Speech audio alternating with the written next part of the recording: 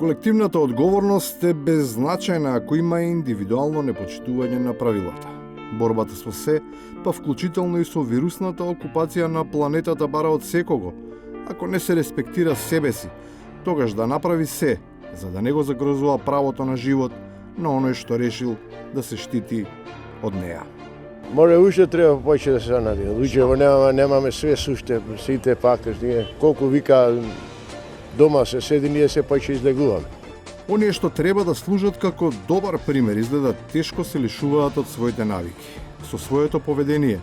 Не само лично, туку ставаат и многумина во непријатна каша на одговорност. Тие пак си преземаат обврска да измислуваат полуинтелигентни оправдувања, според кои надвор од сите стандарди во теретана чуваат испотени алишта и сето тоа со единствена цел да му обезбедат лесно приземјување на оној што очигледно непријатно загази. А верувате, многу ретко во животот натрува штица газа.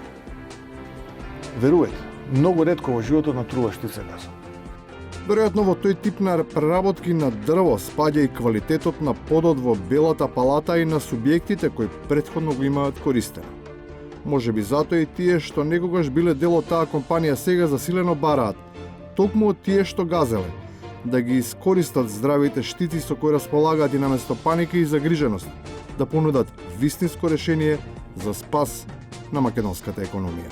Мицковски, наместо да бара пари за бизнисмените, јавно да побара неговите поранешни, партијски, предпоставени сопартици, кои сега се осомничени и обвинети, и истовремено се средни и многу богати бизнисмени, на кои тој им служеше, додека тие го плячкаа македонскиот граѓанин, доброволно да ги вратат украдените пари. Парите се краделе и ке се крадат и не е заверување дека кој било доброволно би сакал да ги врати. Напротив, сосема известно дека ќе употребат сериозна доза креативност за да ги оплодат и да им се насладуваат, свесни дека особено во вакви времиња, со маркетиншки трикови и мармеладот се продава како еврокрем. Ние како потрошувачи имаме право да знаеме што купуваме.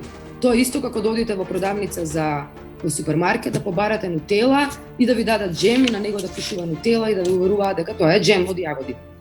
И на крајот, за вкусовите не се прави муавет.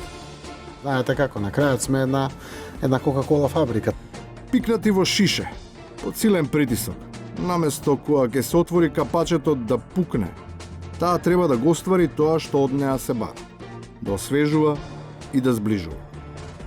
За таа голтка заедничко задоволство, важно е секое поединечно меурче.